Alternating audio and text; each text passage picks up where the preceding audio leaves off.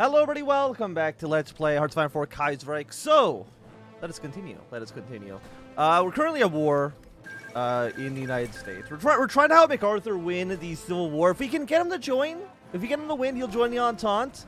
And I'd be very, very, very happy with that development, because they'll be very, very nice to have in a war against the Internationale going into the future. If we can take this province, we can connect all of this up with Buffalo, which I believe will be quite nice for us. We got New York City over here. Boston's kind of falling. There's also still all these troops over in like Maine. I'm not too sure if they'll ever actually be able to escape. I mean, it would be nice if they could. I'm leaning towards that they probably won't. I'm gonna move you up one province. Air wings. I mean, I guess we could send planes to Canada, right? Do I want this? I mean, do you have aircraft? I mean, it says 0. So maybe we actually do want to send our small air force over there. Let's get you guys, send you over to this airport in Ontario. I guess we'll send you to the Great Lakes for now. Makes sense, I think. What are you? You are a naval bomber. I don't really know what we can do with you. I guess you can go here and then fly over to this area.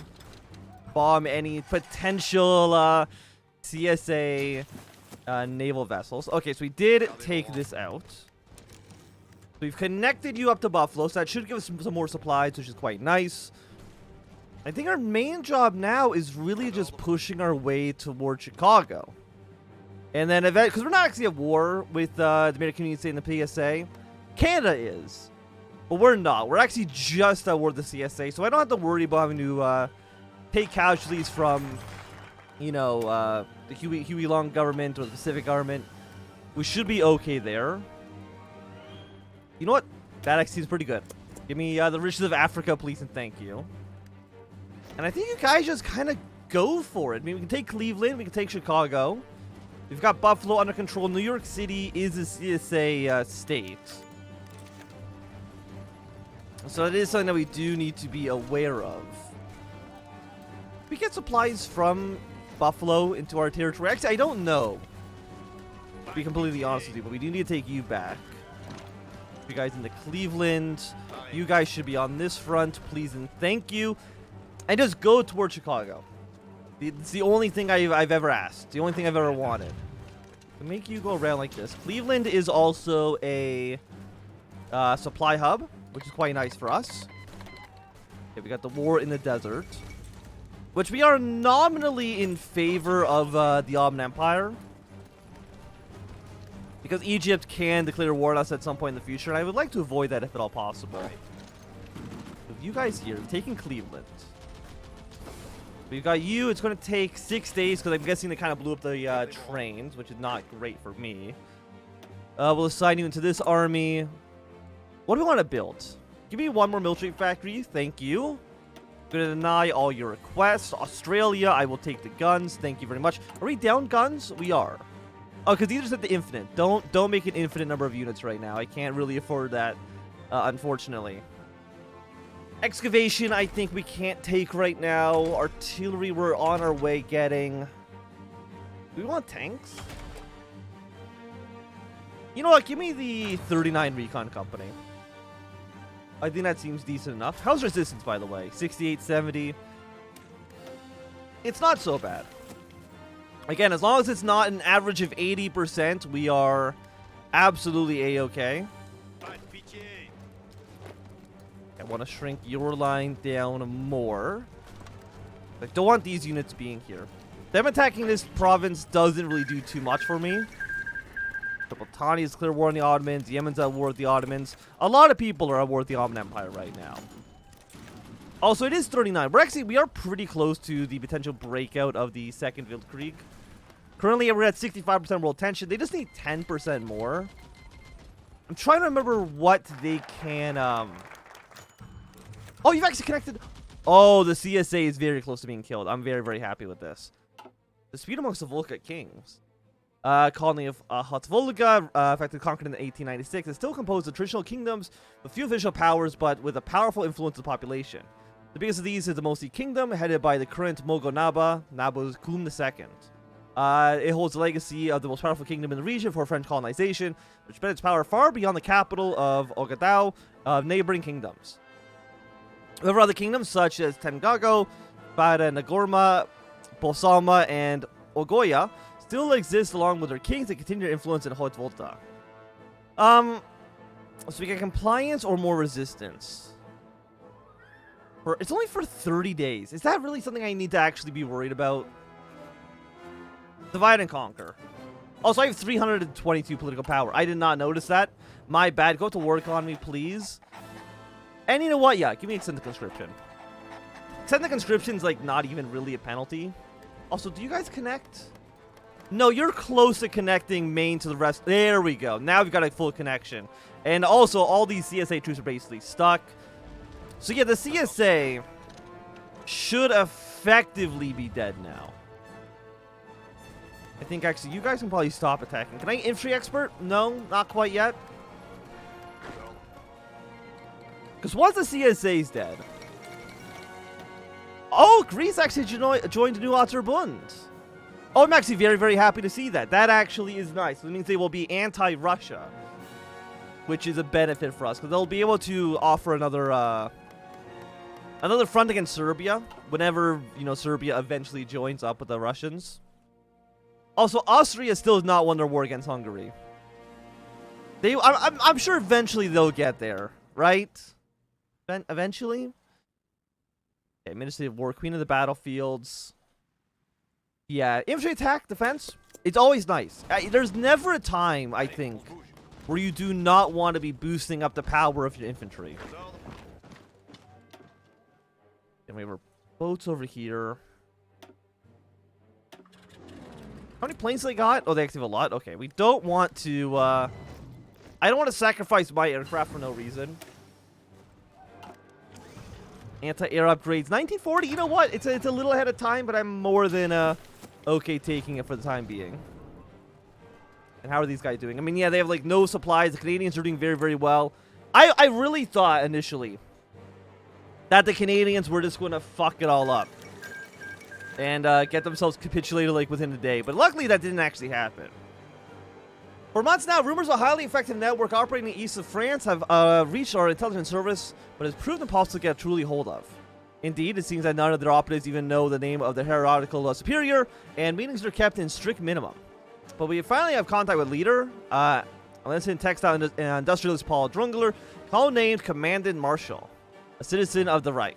With German cash given under the pretense of funding study of the Chinese flower in the hills of the Volgas region, Commandant Marshal quickly built a disciplined network gathering information on communist infrastructure and troop movements in the east, implementing weapons and explosive caches all over the Volgas and in Alsace, creating armed networks in Lorraine as well as the state mine groups should the commune advance past the Volgas.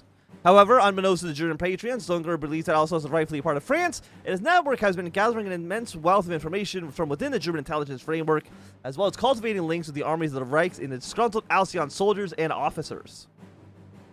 He had now offered us his services as a double agent, giving us access to a network to prepare the liberation of France. We would be foolish to refuse, though German knows the network as the Rouge Marshal, the Marshal Network. To us, it would become known as the Alsace 7th Column. As a deeply Catholic, Dozier believes 7 is a holy number. However, his attention is obviously divided between the commune and the Reich, which could hamper the effectiveness of his work against the Reds that he himself calls the anti-civilization. Yeah, you should focus on the communards, because a war against Germany would be happening way, way, way after. Impossible hedge. So what are you, negative 10 political power? The Hajj is the pilgrimage to the holy city of Mecca established by the Prophet Muhammad. Each year, untold numbers from all corners of the Ummah undertake these journeys to the Hejaz. Indeed, this pilgrimage is one of the 5 pillars of Islam, and every faithful with the means to do so is called to visit the holy cities at least once. More than a simple trip, the pilgrimage is meant to be a time of spiritual renewal, purification, and equality in front of the God of the Munin. All over the world, authorities offer their protection to pilgrims, and France is no exception. Since 1916, the French government, in cooperation with Muslim notables, organizes the Hajj of many, giving the opportunity for those who could not otherwise afford it to fulfill this holy obligation. Established by the secular republic, this involvement in religious affairs could seem peculiar, But passing on this opportunity for France to establish herself as an ally of Muslims would be foolish, as this perception is critical to the stability of the empire. Once a venture fraught with danger, whether it be natural or from caravan raids, the voyage is now much more accessible. Or so we thought. With the eruption of war in the Mashriq between the Ottomans and their Arab subjects, undertaking a pilgrimage would be incredibly perilous. Not only to the Hejaz himself, but the midst of deep instability, but the whole of the Levant is teeming with opposing armies, rebel bands, and bandits. The distinction between these groups being more than occasionally difficult to find. Tales of determined pilgrims being robbed, accused of espionage, or massacred along the way have already reached us, and so our government has decided not to form an official French caravan this year, and started encouraging the faithful to visit local pilgrimage sites. Look, there's a war going on over there. I don't know what you want me to do about that. Because right now, I'm not sending forces into the Middle East. That would be absolutely foolish. Okay, we got better rifles. Do I want to upgrade you right away? Also, we do a better artillery. Upgrade you right away for sure. Do I want to upgrade you to be... I mean, how many guns do we have in storage? 500? You know what? I'm going to risk it. We'll upgrade our old rifles first. Okay, I'm going to need to pull you back. Pull you back one province. You guys are doing okay. Province now... Okay, MacArthur. Do you have military access? You have docking access. But you don't have military access. Which is a bit of a shame. Have you guys move your way to this province. If I can maybe get you over towards Detroit, that'd be nice as well. Okay, we got Queen of the Battlefield. Special Force. I mean, Special Forces, I don't use them very much. Cheap artillery would always be nice, and an extra military slot. Or an extra military factory. Army experience, land doctrine. You know what? Let's get us over towards the research slot. I think that seems fair for us. Doctrines available. Let's upgrade you. We could get ourselves another military staff. Maybe the armor specialist. You know what? Negative 4% attrition. I will take it. We got these guys over in... I believe you're Vermont, right? Yeah, so we got some units in Vermont. They'll get killed off soon. Throw one more production into rifles, please. Research. Let's go with you next. And how are we? We're actually -9 on steel. Okay, we'll get some steel. We'll get that from... Just one for now. We'll get that from the Germans. It's reselling factories. Let's use you on more military stuff, please and thank you. It's really... I mean, military factories are really our main... the main thing we need right now. Okay, we have 50, so we'll be able to invest 50 political power into IDC this year. How many CSA troops have been killed? Only 117,000. Oh, I guess it's only counting the Entente. It's actually counting MacArthur's forces here. Okay, fair enough. Invest 50 political power, please. Did I sign on aggression pact with you by accident? No, I did not. Okay, we're good. Nepal's gone total list. How is Dominion India doing? Not well. Not well at all. Yeah, but I want these guys going towards Detroit. Assist with the economy, please. I think it's always just the best option we have. Okay, we're at 69%. We're not quite yet at second Ville Creek levels, but we're getting there. My gut instinct right now is that we're probably not going to see the second Ville Creek until 1940. I mean, it's already. I mean, it's only March. I guess there's still time for that to have a turnaround. Football was introduced in North Africa by the French. Amateur clubs made up of colonists and garrison soldiers formed as early as the 1890s, with the Oran Athletic Club claiming to be the oldest football club in not just Algiers but all of Africa. Slowly, indigenous clubs formed, the first being Algiers Modality Club in 1921, and these days football is becoming an incredibly popular pastime for many of our citizens, with children playing in every street, stadiums being built, and solid fan bases consolidating around clubs that pop up in every neighborhood. Regrouped into departmental leagues, these amateur clubs participate in a year-long competition, the best eventually competing in the North African Football Club, with clubs from Algeria, Tunisia, and even Morocco. These matches draw huge crowds, the occasion of play out in a mostly friendly manner, rivalry between nations, regions, and between colonists and natives.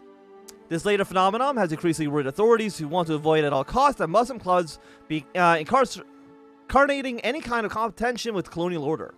However, banning these clubs would simply be making martyrs of them, and so instead the government has opted a policy of integration.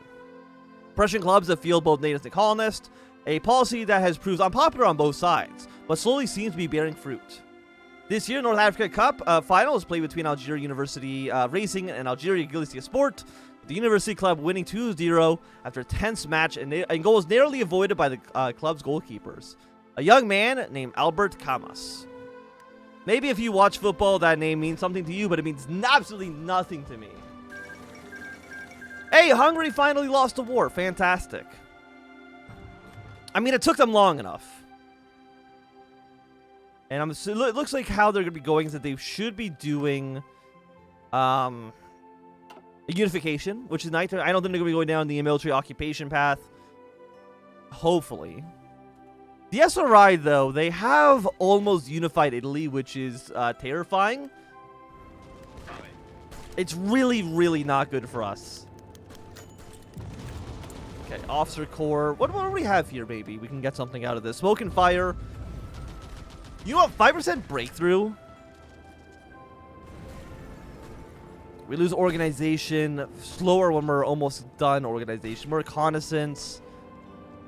You know what? I mean, what is the breakthrough over these units? Breakthrough right now is at 20. Enemy air superiority, terrain. Base value is 30, so 5% on that would be like 1.5.